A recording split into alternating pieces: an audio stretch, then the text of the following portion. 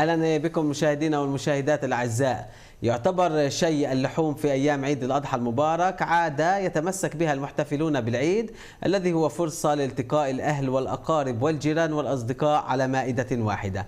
للحديث عن أفضل طرق شيء اللحوم وما هي أفضل أنواع اللحم للشاي وأيها غير مناسب له، وللحصول على وصفات لأكلات طيبة المذاق من لحوم الأضاحي، نريد الحديث مع ضيفنا في الاستوديو الشيف مصعب أبو عصبة من جدة المثلث. أهلا ومرحبا بك مصعب. تسلم شحاتك، كل عام وانتم بخير وان شاء الله نعاد علينا وعليك يا رب. وانت بخير ان شاء الله. اولا ليش اللحم يعني في عيد الاضحى ليش الناس بتفضل اكثر شيء انها تشوي اللحمه مش تطبخها مش تسلكها مش؟ شوف انا حسب رايي في اخر كم سنه الاشي تغير شويه. السبب كان اصلا شغله اللحوم في عيد الاضحى اجت من الناس كانت تذبح، فكانت تاخذ الاعضاء الداخليه تبعت الخرفان يعملوها حوسه في الزمانات. هذا الصبح انا بقصد في الليل. لما تطورت الامور مع الناس وانفتحت الدنيا فصار الاشي اخذ منحى ثاني اللي هو منحى انه نولع كوانين ونشوي، والاشي صار واحد من الطقوس تبعت العيد انه نشوي لحمه ولمت العيله وهالامور، فالاشي ارتبط في عيد الأضحى. بدي أسألك عن أنه أكثر أجزاء من الأضحية سواء إذا كان عجل أو خروف أفضل للشيء، ولكن قبل ذلك أنا لفت انتباهي كان لك فيديو اللي انتشر كثير تشرح فيه أصلا عن الفحم. صحيح. وبترش ملح على الفحم قبل ما تشوي. ليش بترش ملح على الفحم؟ شوف تقنية إن نرش الملح على الفحم، هاي التقنية بيعملوها عادة في المطاعم في المحلات اللي بدهم ينطوك نتيجة أحسن للشوي. هي زي ما بتقول هي تريك اكثر من انه الاشي يكون علمي. الاشي بصير وبنعمل على اساس انه الفحم اول اشي من خصائص الملح لما نحطه على الفحم يسحب الرطوبه الموجوده في الفحم. ثاني اشي ينطينا نار اكثر او حم اكثر بسبب خصائص كيميائيه تبعت الملح. شغله مهمه انه لما نرش الملح على الفحم اي دهن بنزل في كلب اللحمه بيمتصوا الملح وبنطيناش الشعله اللي دائما اللي بتحرق اللحم بدون ما يستوي، بدون ما يستوي. وهي الشغله بتساعدك انك تطلع باحسن نتيجه للحمه اللي بتشوي. سؤال قديش برش ملح، كميه ولا؟ طلع الكميه فيش شيء، يعني عاده بنرش على العين زي ما بقولوا بس من الافضل انك تقريبا لكل 3 كيلو 4 كيلو فحم حفنه ملح او حسب قديش انت شايف انه في دهن في اللحم اللي بدك برشه بعد ما الفحم يولع تماما ولا وانا اولع فيه؟ بعد لا ولع الفحم تقريبا بس اشوف انه بلش زي ما تقول يجمر بنرش عليه ملح وبنفرد دموع على اساس طيب برضه. هل كل اعضاء او اقسام الخروف مناسبه للشاي؟ في اقسام. شوف الخروف عاده الناس بحبوا اجزاء معينه منه مع انه حسب طراوه اللحم كله بينفع. يعني سواء ايد الكتف او سواء الفخذه او سواء التيبون اللي هو سلسله الظهر او اضلاع الخروف كله بنشوي. بس من الافضل في الخروف عاده انك تشوي اضلاع الخروف او التيبون تبعه، واذا بدك تعمل سياخ من الاحسن انه يبقى من كتف الخروف لانه من الكتف اطرى من الفخذه او اجزاء ثانيه في الخروف. طب والعجل هل في اجزاء منه مناسبه؟ العجل بشكل عام الاجزاء احسن اجزاء مشان نشويها هي الاجزاء اللي فيها قديش اكثر دهن، يعني سلسله الظهر الانتريكوت كل العضلات اللي تقريبا بتتحركش في العجل من الفيليه الانتريكوت الاجزاء اللي هي الصدر وكل منطقه التيبون زي ما نسميها اللي هي سلسله الظهر مع العظم اللي بتحتها. هاي الاجزاء عاده بتنطينا طراوه لانه بتكون اكثر دهن، نسبه الدهون فيها عاليه وبكون وجودها على الكانون بنشفش وبنطيك اخرى مره الطعم اللي بدك اياه 100%، مش زي ما انك تاخذ من الفخذه او من اجزاء ثانيه اللي هي تعبت او اشتغلت كثير بتكون كاسه وفيش فيها دهن. سؤال بهارات، شو اناسب بهارات للحمه الغنم او للحمه العجل في المشاوي؟ اللحمه الحمراء انا حسب رايي ملح فلفل اسود مش اكثر من هيك. في ناس بتحب تضيف البهار على العجل بهار ستيك مثلا او خلطات ثانيه اللي مستحدثه، بس من الافضل لحمه العجل اللحمه الحمراء او الخروف ملح فلفل اسود يا دوب بجوز شويه مطيبات روزمارين تمين، هاي الاشياء زعتر برا هاي الامور مش مش اكثر من اكثر هيك. طيب انواع خضار اللي ممكن نشويها مع اللحوم؟ احنا عاده بصل وبندوره، بس في انواع اخرى؟ انا شخصيا بفضل انه كل الخضروات الجذريه، جذريات الجزر، البطاطا الحمراء، في ناس بحطوا ذره حتى بتستغرب، بشوي على النار بحطوه في طنجره بجنب المشاوي، وبيعملوه تقريبا نص شويه، وبقدموه مع التقديمه مع اللحمه. فالاشي بنطيك اول اشي اخرى نوع على الطاوله، وبنطيك رونق وجماليه للطاوله. تنساش انه لما بتشوي مثلا فلفل او بتشوي تنكول فلفل حريف او اشياء، انت بتنطي لحالك اخرى امكانيات على الطاوله انك تاكل اشياء غير السلطه.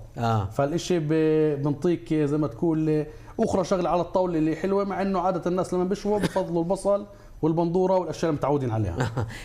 في ناس بتحب تشوي الخبز بتحط عليه تتبيله معينه، اعطيني وصفه لتتبيله طيبه طبعاً. هيك اول شيء اذا انت مش عامل عجينه يعني عامل خبزه، بتفتح الخبزه زي ما هي. خلينا نقول اشترينا خبزه جاهزه، الخبزه جاهزه، صحن زيت زيتون، ثومه مطحونه، ملح، فلفل اسود، وشويه بابريكا. مش اكثر ولا اقل. بنخلطه كلات مع بعضه في الفرشاي على الخبزه من جوا ومن برا، دقيقه من هون دقيقه من هون، حالك سالم.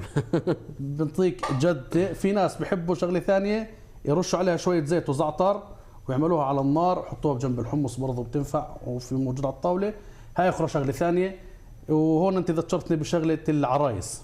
يلا اللي يعني خبز اللي مع لحمه مطحونه موجوده يعني. لحمه مطحونه بنحطها جواتها، نفس التتبيله اللي قلت لك عنها من نفسها، نفس التتبيله فوق اللحمه ولا تحت؟ لا على الخبزه من على الخبزه من الجهتين، من جوا ومن برا، بيعطيك نتيجه جدا حسب رايي يعني. طيب اليوم في شيف مصعب ابو عصبه، في ناس اللي بتحب اللحوم المعتقه، هل هذا لها نظام اخر للتعامل معها؟ شوف احنا الشاهد بيقول انه اخر 4-5 سنين على الاقل او اكثر شوي فات عندنا على الاسواق اللي ما يسمى بوتيك، ملحه بوتيك، او الاشياء اللي هي اكثر احنا بنتعامل مع اشياء اللي هي سعرها بعض الثمن، لحوم معتقه ولحوم اللي بتنطيك وكانه افضليه من ناحيه الطعم. فعلا هي افضل من ناحيه الطعم ولا لا شك انه اللحم المعتقه بالذات 21 يوم او اكثر، بديش اخوض في الاشياء هاي، بتنطيك دائما نتيجه احسن بسبب التفاعلات الكيميائيه اللي بتصير جواتها. بتنطيك طعم احسن، بتنطيك زي ما تقول تصير افضليه عن اللحوم انها مش معتقه، لان هذيك بتكسر، هاي بتصير قديش اكثر طريه. فالاشي لا شك انه بيأثر، الاشي لا شك انه بيرجع طبعا للانواع او الزان او نوع اللحمه اللي اجى منها هاي اللحوم. هل هي مناسبه ايضا للشوي ولا هي مناسبه للطبيخ؟ طبعا أكثر؟ هي اكثر مناسبه للشوي، اكثر للشوي. ولا اصلا لهذا السبب هم بيعتقوها وبنطوها هذا الوقت على اساس تعطينا طراوه وتعطينا طعم اللي مش موجود في اللحمه العاديه. بدي ارجع لقضيه الاضحيه. الشيف مصعب ابو عصبه، بعد قديش من ذبح الخروف او العجل ممكن ان اشوي لحمته؟ هون الاشكاليه، هون في اشكاليه. رحنا اليوم صلينا العيد، ذبحنا الاضحيه، اذا في نفس الدقيقه قطعنا الاضحيه اعرف انه اللحم راح تبكى كاسيه، لانه اللحم عاده لازم يتعلق على الاقل 24 ساعه، تبرد اللحمه، يطلع كل الماده الموجوده فيها اللي هي الماده الكيميائيه الموجوده في العضله. بديش اخوض هون في الاسام فيها، تطلع اخرى مره. اللي بصير لما نذبح الاضحيه او اللحمه بصير ستريس في اللحمه وبتمسك، فمجبورين خلال 24 ساعه ننطيها تتريح، ينزل كل المي فيها، وبعدين نقطعها وبعدين نشويها. اذا ولا بد بدك يوم العيد اشتري قبلها بيوم والاضحيه خليها لثاني يوم بالضبط.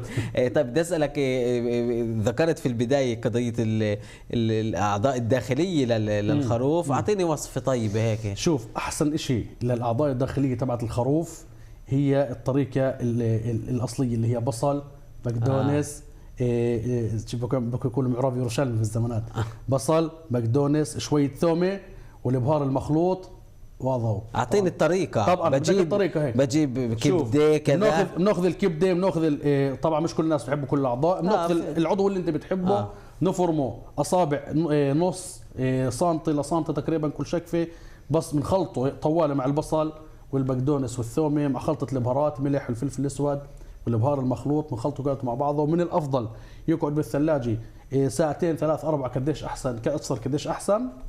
بعدها بنحمي طنجره او ووك او شو بتحب تعمل فيه، دبسيه اللي بدك اياه، زيت زيتون، بنخلطه كلياته مع بعضه لحديت ما يستوي، وتقديمه بجنب الحمص زي زمان. بيبكي شيء لا يعلى عليه. لا يعلى عليه. طيب باذنجان المشوي مع في ناس بتحبه كيف؟ انا مش لانك ذكرتني بشيء اللي بيش؟ أنا شخصيا بحبه يعني. باذنجان مشوي مع طحينه او باذنجان مع راتب الاحمر. طيب اعطيني الوصفه هيك على السريع. وصفه على السريع. باذنجان بنشويها، باذنجان بنشويها على الفحم. على الفحم بنطلعها او بنكشرها كلياتها او بنفتحها بالنص. بنعمل طحينه، الطحينه المعروف اللي نعملها اساسا شو هي، بس بنزيد عليها هون الثومه وبنزيد عليها الليمون، بنحطها مع خلطه الباذنجان جوا او بنقدمها كامله، او انه بناخذ كل الباذنجان المشوي بندكه مع بعضه الطريقه المعروفه البابا غنوج، بنخلطه كلياته مع بعضه، بنزيد عليه نعنع، او بتقدر تقدمه زي ما هو مع الطحينه، وبطلع عندك سلطه جاهزه.